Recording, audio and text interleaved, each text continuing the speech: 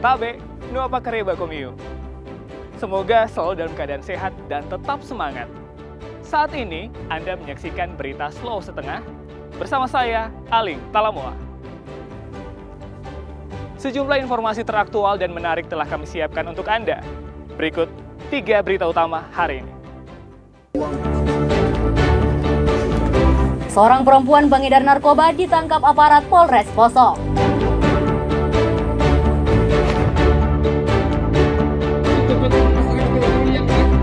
Belasan petani melakukan unjuk rasa terkait sengketa lahan di Toli-Toli.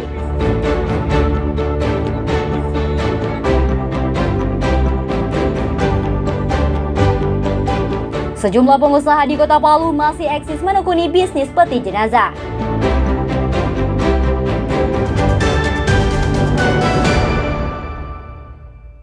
Uang si Sinta. Siapa namanya? Sinta.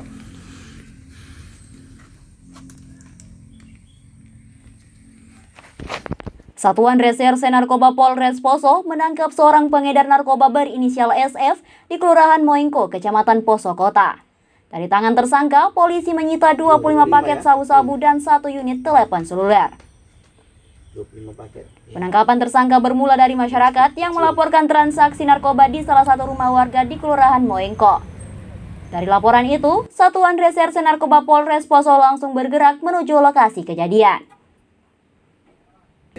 Setiba di lokasi, polisi langsung melakukan penggeledahan kepada seorang perempuan yang diduga sebagai pengedar narkoba jenis sabu-sabu.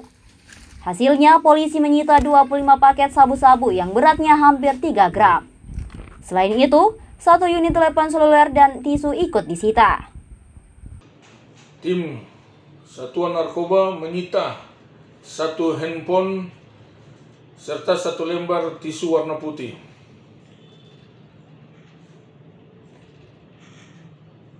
Berat total sebanyak 2,94 gram bruto. Tersangka langsung digelandang ke Mapolres Poso untuk ditahan dan menjalani proses hukum lebih lanjut. Atas perbuatannya, tersangka kini dijerat Undang-Undang Nomor 35 Tahun 2009 tentang narkotika dengan ancaman hukuman paling lama 20 tahun penjara. Syamsuddin Tobone melaporkan dari Poso. Lihat di rumah sana dulu, jangan masuk.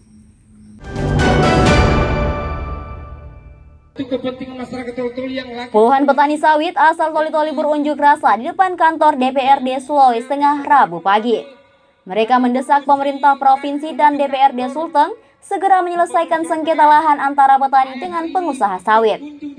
Selain berorasi, para petani mendirikan tenda dan menginap di depan kantor DPRD Sulawesi Tengah Jalan Samratulangi. Aksi ini sebagai bentuk protes atas konflik lahan perkebunan selama bertahun-tahun yang tak kunjung terselesaikan. Mereka berharap pemerintah dan instansi terkait serius membantu penyelesaian dugaan penyerobotan ribuan hektar lahan oleh perusahaan sawit di Toli-Toli. Dari pihak DPRD, dijadwalkan rapat dengar pendapat bersama pihak terkait akan digelar pada 8 September mendatang.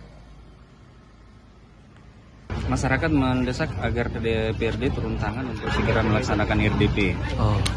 Tentang persoalan ini, kemudian di kantor gubernur minta kepada Satgas yang menangani persoalannya lebih serius dan lebih berani untuk bertindak tegas sebagaimana yang diberlakukan kepada PT CAS dan lain-lain.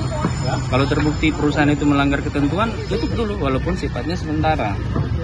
Kemudian di Yudikatif, di kantor Kejaksaan Tinggi, ini kita minta agar Kejaksaan serius dalam menangani persoalan perkebunan sawit karena demikian masyarakat ini tadi malam tidur di sini, Pak. Itu di mana ini? Ya. Masa menilai penyelesaian di tingkat pemerintah kabupaten tak lagi memberi harapan. Mereka meminta DPRD Sulteng dan pemerintah provinsi bersikap tegas menyelesaikan konflik lahan yang diduga telah dikuasai perusahaan hingga ribuan hektar. Konflik ini sudah berlangsung hampir 11 tahun. Petani menyebut sebagai lahan dikuasai perusahaan tanpa ganti rugi, serta janji pola plasma yang tak pernah terwujud. Masyarakat menilai penyelesaian di tingkat pemerintah kabupaten tak lagi memberi harapan. Usai mendatangi kantor Kejaksaan Tinggi Sulawesi Tengah, pengunjuk rasa bergerak menuju kantor Gubernur Sulawesi Tengah dengan menyampaikan tuntutan yang sama. Mereka meminta Gubernur Sulawesi Tengah Anwar Hafid turun tangan membantu penyelesaian masalah yang dialami petani di Toli-Toli. Syahrul Syahya melaporkan dari Palu. Kalau Pak Gubernur atau siapapun yang anggaran. Jadi kami minta tolong bahwa karena persoalan ini di kabupaten tidak bisa diselesaikan.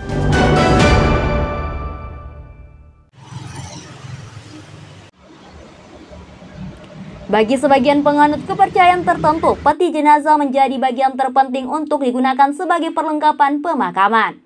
Peluang ini dimanfaatkan banyak orang yang kemudian menjajal bisnis penjualan peti jenazah. Seperti di Jalan Maluku, Kota Palu, sejumlah pengusaha menggeluti bisnis peti jenazah. Hampir setiap hari ada permintaan maupun warga datang membeli peti jenazah baik dari Palu maupun dari daerah sekitarnya seperti Kabupaten Sigi dan Poso.